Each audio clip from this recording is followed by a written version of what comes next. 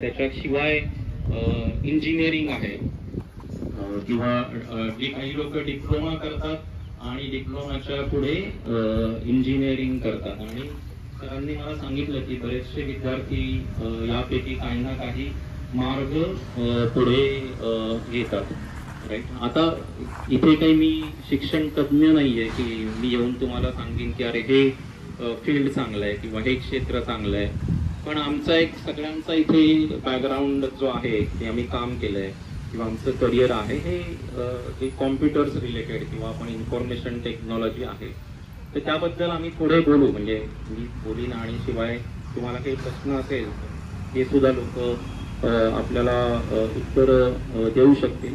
पण मी म्हटलं तसं मी काही शिक्षण तज्ञ नाही आहे, त्यामुळे कॉमर्समध्ये काय असतं किंवा त्याच्यात आणखीन कुठल्या वेगवेगळ्या वाटा आहेत की कॉमर्समध्ये मग तुम्ही इकॉनॉमिक्समध्ये एक्सपर्ट होऊ शकता किंवा तुम्ही अकाउंटिंगमध्ये जाऊ शकता किंवा इन्व्हेस्टमेंटमध्ये. आणि हे मला वाटतं तुम्हालाही तसं इतक्या लवकर त्याला खोलात जाणं गरजेचं नाही आहे. पण मी तज्ञ नसल्यामुळे मी काय बोलणार नाही. पण मी ओव्हरऑल असे काही गोष्टींबद्दल तुम्हाला आता मार्गदर्शन करीन की ज्यामुळे तुम्हाला तुमचं करिअर चूज करायला पुढे काय करायचं आहे हा जो प्रश्न विचारला जातो तुम्हालाही तो येत असेल ना. म्हणजे बऱ्याच वेळा आपण विचारलं म्हणून उत्तर देऊन टाकतो. आपण काहीतरी आपला मित्र जे करतोय, मित्र जो म्हणाला आहे, भाऊ म्हणाला आहे असं सांगून टाकतो. राईट. तर त्याच्यासाठी काही मी सल्ले देईन की तुम्ही काय करू शकता, म्हणजे त्याला आपण पुढचं काय करायचंय याचं उत्तर शोधायला आपण काय करू शकता. कारण तुम्ही आता 10वीची सुरुवात होतीये आणि तुमचे 10वीचा अभ्यासक्रम, त्याचे काही विषय आणि त्याचे मार्क्स याच्यावरून पुढचं तुम्हाला ठरवता येतं मार्गदर्शन काय पुढे करायचंय त्याच्यात. तर सगळ्यात पहिला पॉइंट असा आहे की तुमचं काय लाइकिंग आहे, तुम्हाला काय आवडतं हे माहिती असणं खूप जरूर आहे. आणि त्याच्यामध्ये तुमची आपण त्याला हे म्हणतो इंग्लिशमध्ये स्ट्रेंथ म्हणतो किंवा तुमची प्रबळ स्थान तुमचं कुठलं आहे एखाद्या विषयातलं. कोणाला मराठी म्हणजे भाषांचं ज्ञान जास्त असेल, कोणाला गणित विषय आवडत असेल, कोणाला सायन्स आवडत असेल. राईट. तर ही स्ट्रेंथ माहिती असणं खूप महत्वाचं आहे. आणि त्याच्यात आवड, कारण त्याच्यात तुम्ही आवड असल्यावर खोलात जाऊ शकता आणि त्याच्यामध्ये तुम्हाला नॅचरली तुम्ही करिअर करू शकता. तर हा सगळ्यात महत्वाचा आहे. तर प्रत्येक वेळेस तुम्ही विचार करा की अरे मी 9वी पर्यंत आता मी आलोय किंवा आली आहे तर काय मला आवडतं आणि त्याच्या स्ट्रेंथ आपली शोधा. आणि त्याच्यानंतरची ती दुसरी स्टेप आहे की ज्याच्यामध्ये तुम्हाला एकदा कळलं की मला ही आवड आहे किंवा मल्टिपल आवडी आहेत असं पण एखाद्याला असू शकतं. किंवा एखाद्याला वाटेल नाही मला आत्ता काही माहीत नाही पण मी काही करू शकतो, मला कॉन्फिडन्स आहे, मला तेवढा खात्री आहे की मला समोर आलेलं मी शिकू शकतो. इट इज ऑल्सो ते सुद्धा ठीक आहे. पण त्याच्यानंतर तुमचे शिक्षक आहेत किंवा असे आमच्यासारखे आता तुम्हाला लोकांचे भेट होतीये किंवा ओळखी होत आहेत किंवा सगळेजण मोबाईल वापरतात. हात वर करत तर ते बोलणार नाहीत ना तुम्ही. हात कोणीच वापरत नाही मोबाईल. मोबाईल काय गेम्स खेळतात. सगळ्यांनी गेम खेळणाऱ्यांनी हात वर करा. मस्त आहे. म्हणजे थोडक्यात तुमच्याकडे इंटरनेट आहे, सगळ्यांना हा छोटा कॉम्प्युटर हातामध्ये आहे. राईट.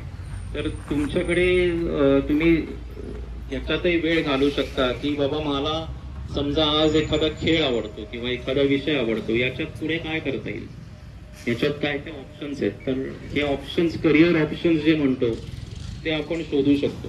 आणि मगाशी आपण बोललो इंजिनिअरिंग किंवा कॉमर्स, आर्ट्स असे आहेत, पण याच्यापेक्षा भरपूर अजून ऑप्शन्स आहेत आणि ते तुम्ही शोधू शकता. तर ही झाली आपली दुसरी स्टेप की ज्याच्यात तुम्ही शोधलं पहिलं की काय नक्की तुम्हाला आवडतं किंवा वेगवेगळ्या गोष्टी आवडतात. तर पहिली स्टेप आणि आमच्या गुरु सरांची एक ती फेवरेट गोष्ट आहे ती आणि ती आयुष्यात नेहमी कामी येते की तुम्ही एकदा कळलं तुम्हाला की मला हे ऑप्शन चूज करायचंय किंवा इथे जायचंय, त्याच्या पुढचं महत्वाचं म्हणजे त्याला मी काय एक गोल ठेवू शकतो, राईट? किंवा मला तिथपर्यंत जायचं असेल तर काय काय छोट्या छोट्या गोष्टी मला पहिल्या त्याच्यात साध्य केल्या पाहिजेत. गोल आपण म्हणतो ना तसा की साध्य काय करू शकतो त्याच्यात, तर छोटे छोटे गोल्स ठेवायचे. पण समजा एखाद्याला वाटतं नाही मी सायन्स माझं एक्सपर्टीज आहे आणि मला एक से इंजिनिअरिंग साईडला जायचं आहे, तर मॅथ्स, फिजिक्स, केमिस्ट्री हे विषय महत्वाचे होतात. मग त्याच्यात मी आज माझी प्रवीणता किती आहे, मग मी त्याच्यात आणखीन पुढे जाऊ शकतो का, मग त्यासाठी मी काय करू शकतो, सरांचं मार्गदर्शन घेऊ शकतो किंवा प्रॅक्टिस पेपर्स सॉल्व्ह करू शकतो. अनेक गोष्टी आहेत, आय थिंक तुम्हाला जास्त माहिती आहे, राईट? तर छोटे छोटे गोल्स खूप महत्वाचे असतात की जे आपण सेट केले पाहिजेत आणि त्याच्यापर्यंत काम केलं पाहिजे. तुमच्याकडे पूर्ण वर्षभराचा आत्ता कालावधी आहे अभ्यास करून मार्क्स मिळवणं आणि शिवाय ह्या गोष्टी ठरवत राहणं की मला नक्की कुठे जायचंय. तर त्याच्यात हे गोल्स सेट करणं खूप खूप महत्वाचं असतं आणि एक छोटे तुम्हाला अचीव करता येतील असे आणि काही goal of course at the end of the year तुम्हाला काय साध्य करायचं आहे. त्याच्यानंतरची तिसरी चौथी महत्वाची स्टेप अशी आहे की जी आहे सराव. तर त्या प्रॅक्टिसला काही अल्टरनेटिव्ह नाही आहे. मी एक सचिन तेंडुलकरचा एक असाच व्हिडिओ बघत होतो, अगेन मुलांनाच त्याने मार्गदर्शनासाठी ठेवला होता. आणि 3 इडियट्स पिक्चर कोणी कोणी बघितलाय इथे? सगळ्यांनी बघितलं. रांचोचं काय वाक्य आहे त्यात? All is well. All is well तर असणारच आहे, नेहमीच असणार आहे. आणि सक्सेस आणि एक्सलन्स याच्याबद्दल एक त्याचं आहे, राईट? की एक्सलन्स के पीछे भागो तो सक्सेस आ ही जाएगा. बरोबर ना? म्हणजे आपण मी गोल बद्दल बोललो, पण गोल हा स्वतःसाठी आहे. आपले सक्सेस, तुम्हाला किती मार्क्स मिळतात 10वीला, मग त्याच्यात तुमचे सरांच्या काय अपेक्षा आहेत, तुमच्या स्वतःच्या आहेत, मग मार्केटमध्ये काय परिस्थिती आहे म्हणजे ऍडमिशनसाठी, हा झाला सक्सेसचा भाग. पण तुम्ही जर प्रॅक्टिस करून रोज स्वतःला प्रवीणता मिळवण्याला किंवा एक्सलन्सकडे जाण्याचा प्रयत्न केला तर ऑटोमॅटिक सक्सेस तुम्हाला जे करणार त्या येतात. तर सचिन तेंडुलकरचा तो एक व्हिडिओ होता, मुलांसाठीच त्याने केला होता. त्याने म्हटलं की त्यांनी प्रश्न विचारला की तू किती तास प्रॅक्टिस करायचा. तर तो म्हटला मी कधीच ठरवलं नव्हतं की 3 तास करीन, 4 तास करीन, 6 तास करीन. मला प्रॅक्टिस करण्याचा एकच होता की सकाळी मी प्रॅक्टिस सुरू केली की जोपर्यंत मला वाटत नाही मी आज शिकलोय काहीतरी नवीन, तोपर्यंत मी प्रॅक्टिस थांबवणार नाही.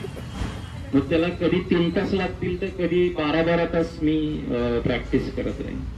तर याचं ऑफकोर्स आता सचिन तेंडुलकर हा आपण सगळ्या त्याला गॉड म्हणतो क्रिकेटचा, ह्या त्यांच्या वृत्तीमुळे ते आज त्या लेवलला आहेत. पण यातनं आपण शिकू शकतो, यांनी जे सचिन तेंडुलकरने जे उदाहरण दिलं, राईट? तर प्रॅक्टिसला खूप खूप महत्व. तुमचा स्ट्रेंथ असेल त्याच्यात तुम्ही प्रॅक्टिस तर केलीच पाहिजे, पण एखाद्या गोष्ट सक्सेससाठी महत्वाची असते, एखादा विषय कच्चा आहे तर सरांशी बोला, मार्गदर्शन घ्या. तुमचे काही मित्र असतील जे जुने म्हणजे सिनियर आपण म्हणतो, त्यांनी आधी पास आउट झाले. इथे मी आता तुमचा टॉपरचं बघितलं, 87% गुण आहेत, त्यांच्याकडनं तुम्ही समजून घेऊ शकता का अरे ते कसे अभ्यास करायचे. तुमच्यापैकीच एक जण जर इथे 87% गुण येऊ शकतो, 90 पर्यंत जाऊ शकतो, 95 पर्यंत जाऊ शकतो. तर हे आपण प्रॅक्टिस आणि दुसऱ्यांचं मार्गदर्शननी करू शकतो. त्याच्या पुढचा एक महत्वाचा मला असा वाटतो मुद्दा की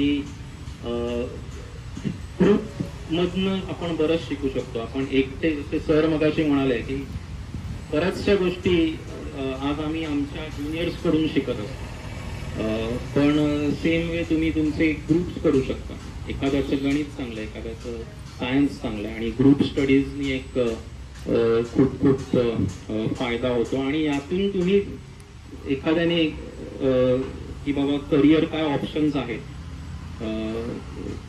समजा एखाद्याला कळलं की बाबा या सायन्सच्या क्षेत्रातले 10 ऑप्शन्स आहेत, ते डिस्कस होऊ शकतात आणि तुम्ही पुढे जाऊ शकता. हे झालं एक 5-6 स्टेप्स तुम्ही मनात ठेवून घेऊ शकता पुढे आणि याचा तुम्हाला फायदा होऊ शकतो की तुम्हाला नक्की काय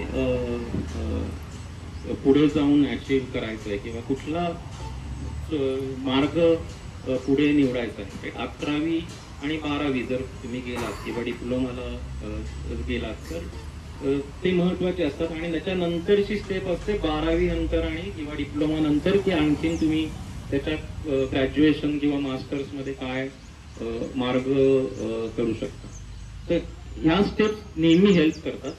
त्याच्या पुढे जाऊन काही जनरल 1-2 अशा आपल्याला आयुष्यभरासाठी ज्या गरजेच्या स्किल्स म्हणू आपण त्या मी सांगतो. तर पहिली गोष्ट गुरु सर मगाशी म्हणाले की नेहमी शिकत राहावं लागतं. तर त्याला मरण नाही आहे. म्हणजे कुठेही जा, तुम्ही कुठल्याही फील्डमध्ये जा, ती आमच्यासारखे इंजिनियर्स असतील की जे सॉफ्टवेअरमध्ये आहेत, डॉक्टर आहेत किंवा इव्हन आपण ॲक्टर्स ॲक्ट्रेस कोणी असू दे, कुठल्याही फील्डमध्ये जा तुम्ही, आज शिक्षण कंटिन्युअस शिकत राहावं लागतं. तर ते शिक्षण म्हणजे पुस्तकी ज्ञान नाही आहे, ते तुम्ही ऑन द जॉब किंवा तुमच्या हॅबिट्समध्ये तुमच्या दैनंदिन जीवनामध्ये तुम्ही जे आणताय की रोजच्या रोज मी काय शिकू शकतो आणि पुढे जाऊ शकतो. तर तो एक कंटिन्युअस शिकण्याचा ॲटिट्यूड खूप खूप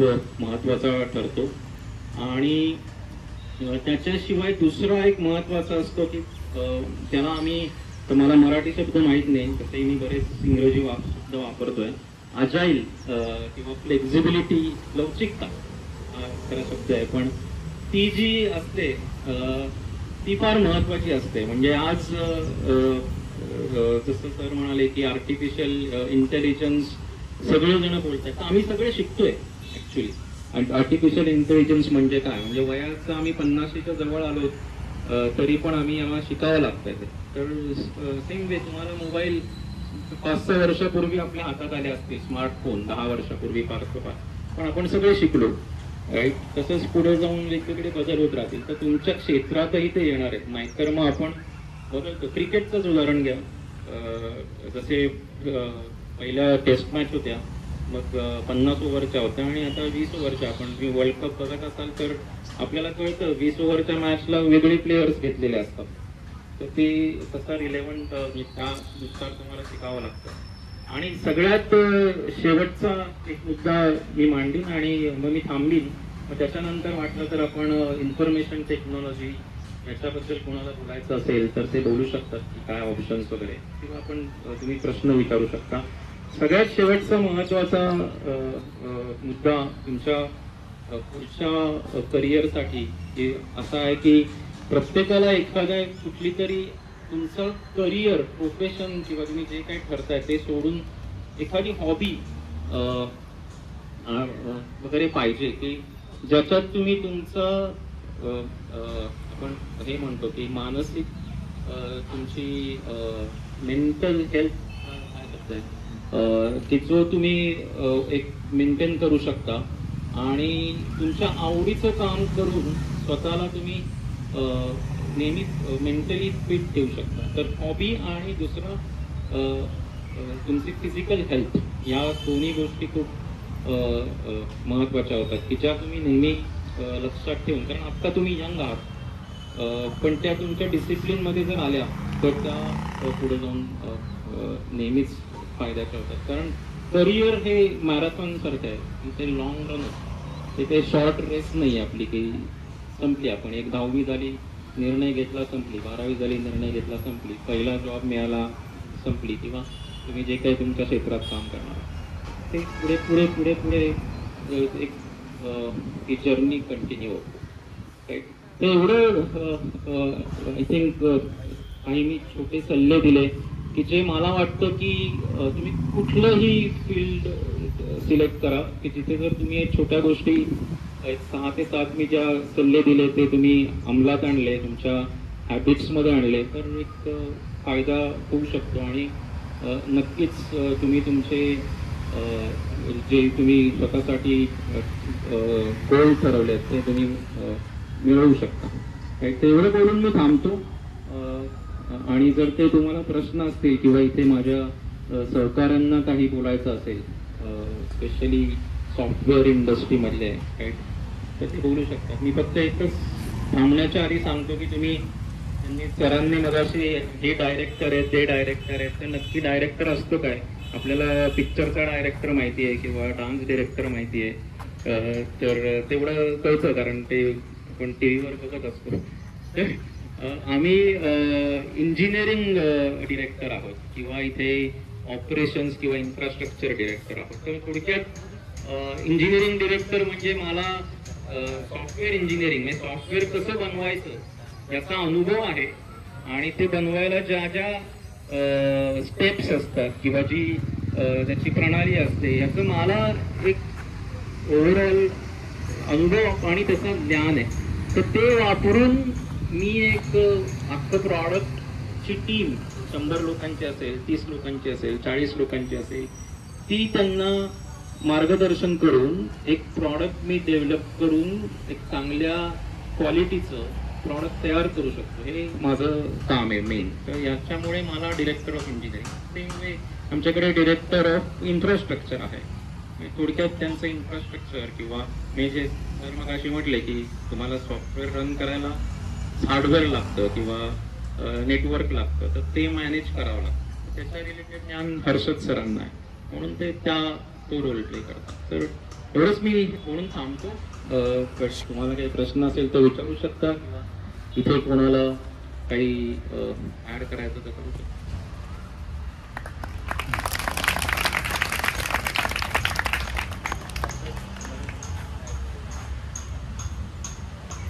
धन्यवाद.